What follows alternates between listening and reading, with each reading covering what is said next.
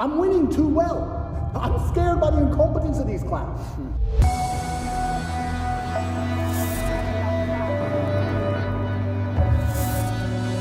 If this guy is so innocent, how can they get you to go to the dungeon for 92 days? How can they put you on house arrest? How can they do all this stuff?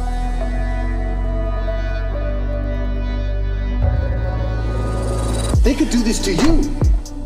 They could do this to anyone. They could do it to you or me or any man watching this. Any man watching this.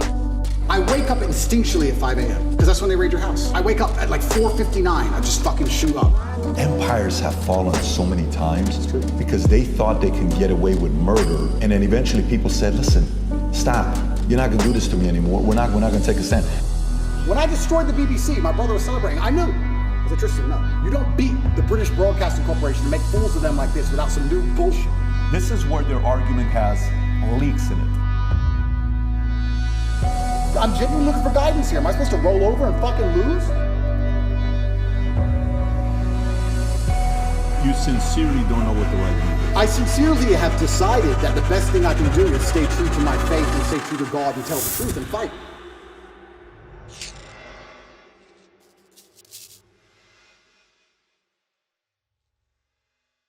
First thing I want to talk about, I think the audience would like to know, for you and Tristan, 92 days in the dungeon, you know, you're in jail, Yep. your experience in there, we keep hearing about it, we read about it, but what was it like for you guys being in there? So I'll start by saying, and I have to make this clear, that the staff in the jail were exceptionally nice to me. They were very apologetic. The vibe was apologetic. Nobody was really treating me like a criminal. There were a few guys who were icy cold, I guess you could call them. They like to think of themselves as professional, but they were just inhuman. But over time, they warmed up, and I was exceptionally nice also to all the staff. Jail was terrible. I'm going to start by saying jail was terrible, and I was miserable inside of the jail cell. It's a good thing depression isn't real, because I would have been depressed. The people in the middle may say the following question. They may say, and I may have asked this question from you last time as well. They may say, Andrew, okay, if this guy is so innocent, how can they get you to go to the dungeon for 92 days? How can they put you on house arrest? How can they do all this stuff? Yeah. If you're somebody that was born in US, you lived in UK, how come somebody else isn't coming to bail you out? You got different lawyers. How is it that they can keep doing this to you if you're not guilty? What do you say to those people? I say these things on podcasts to protect myself, and I don't want anyone to think I'm paranoid or crazy, because I really don't believe I am. The reason I think I'm particularly at risk is for the thing you just said. It's the masculine youth who are my fans. It's the 11-year-olds, 12-year-olds, 15-year-olds, 16-year-olds. They are the future of the world. They're the people you want to go and die in a ditch. They're the soldiers you need. Those are the people you need psyoped. You need them psyoped. You can't have a bunch of men who aren't psyoped. Mm-hmm. That's when you lose control of everything, when the men don't listen anymore. And they're all listening to me. And I'm teaching them things like God, religion, personal responsibility, accountability, discipline. And everyone's saying, well, why are they attacking Andrew for just telling the truth and making me go to the gym? Because when you have these things, when you have accountability and discipline and personal responsibility, you have a barrier, you have a parameter, you have a no, you have a limit. They don't want you to have a limit. None of the men are allowed limits. We must accept whatever we are given from our relationship with our woman, from the government, from our job. We're just the slaves. We're the backbone of the tax bracket. We just have to shut up and pay our taxes. As soon as we have limits, they have a problem. That's why they dislike the things I teach. What do I really say? What do I really teach young kids that's genuine dangerous? What do I say? Go to the gym, stick up for yourself? Stick up for yourself, go to the gym, you're allowed an opinion. Educate yourself, be smart, work hard. Believe in things. Believe in yourself. Have friends. Have strong friends around you. Don't listen to dishonest men or dishonest women. It's not misogynistic to say dishonest people. Non-gendered should be anywhere near you. You should have standards for who's your friend. Standards for who you have relationships with romantically. Whether you're gay or straight. You should have standards. Telling men to have standards is now wrong think. Because as soon as men have standards, they lose control. They don't want any man to have any standard on anything. They want to come along and say, no, you need the 8th injection. Take it. That's all they want. I think that's the saddest thing that's happened to you, is because anybody that listens to your long form content, not 60 seconds on TikTok, fully understands that you're an advocate for male self-improvement. Absolutely. Jail as a whole, I mean, there's so many stories I can tell. There's so many different ways I remember it. There were times I laughed. I will sit and say some of the best days of my life were in jail. Get out of here. Yeah. And some of the worst days of my life were in jail.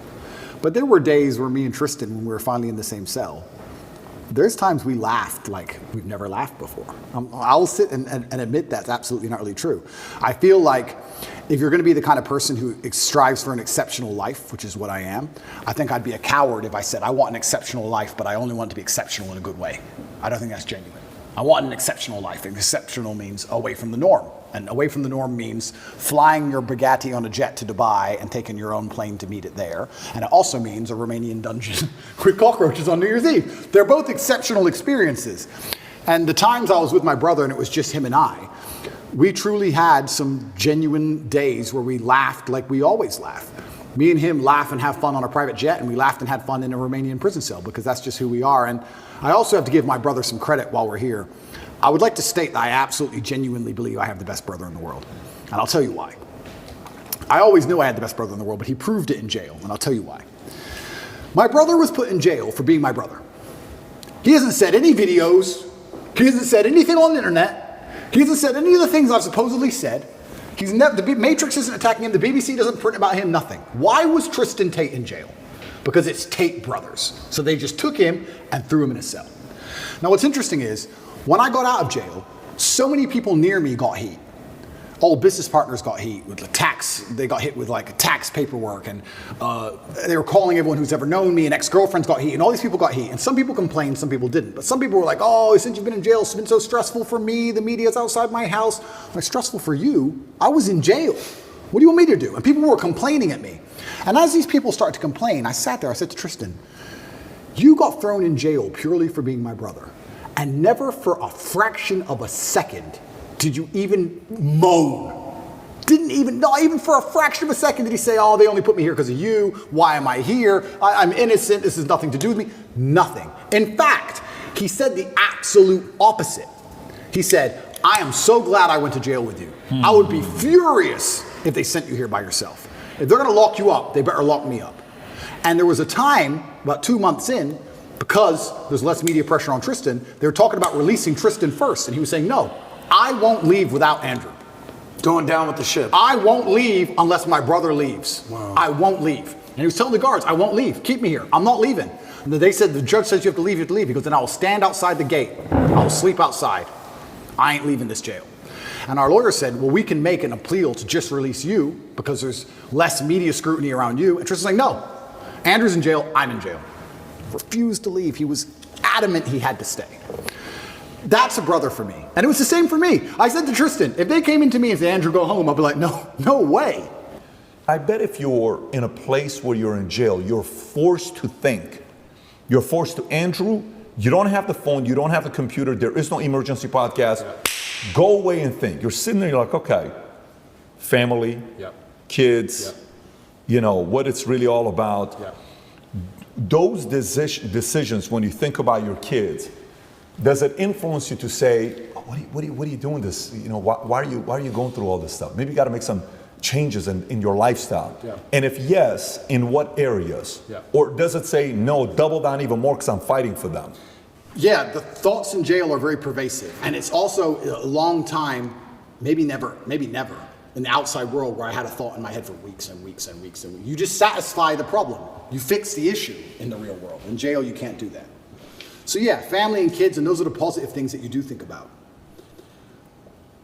But it's difficult because I think of children, I think of legacy. And then if you're going to think of your legacy via your children, you have to think of your legacy via your actions. And then you have to sit and by extension go, well, truly, truly on my deathbed, truly, will I be happier if I gave up or if I continued to tell the truth? I'm scared of the regret of thinking, you know what, I was the most famous man in the world and every man on earth was listening to me and I was really making a difference, but I got scared.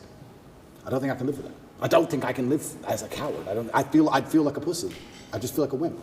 And sometimes inside of men, that's all it takes for us to do the most stupid things there is. The idea of feeling like a coward. A man will run into a burning building to not be a coward. If the firefighter, they go, there's children in there, and the whole building's on fire. It's like, well, I can't be a coward. Oh, fuck it. And you'll risk your life. It's something that's built inside of us, honor and pride. It's something that should be. It's what they're trying to take away from us. But it's what used to be built inside of men. And I just feel like I can't give up. I know what I'm doing is good. I know what I'm teaching is good. I know that people don't like it, but I know I'm not teaching anything that's bad. And yeah, I want my children to be happy, but I have daughters too. And how do you make sure that your daughters are secure and have a good future? Well, I think you do that by building good men. How else do you do it? My daughter is mine now, but she won't be mine forever. She's going to marry somebody. I like the idea of her marrying a good man with honor and principle, a man like me. I don't want to marry some idiot. So they call me a misogynist and I'm anti-woman. I'm pro-woman. The best way you can improve the lives of women is make men, better at being men. Because when a man is a good man, he's good for all of society, including women. He's good for everyone around him when he's good at being a man. So I feel like I'm helping them as well by extension. And it's difficult. And yeah, I can't say with honesty that I strongly considered giving up. It never crossed my mind. It was there for a second. Do I need to do this? And after like half a second, it was like, yeah, I do. I don't know why. I can't. It doesn't make logical sense. So kids didn't influence it one way or another? Kids made me want to do it more. Kids made you want to do it more? Kids made me want to do it more. Got it. I look up to my father as a hero, and I would hate for my sons to look up at me and not see me as a hero. Once again, brother, really enjoyed this. Thank you. Thank you. Thank you. Thank you.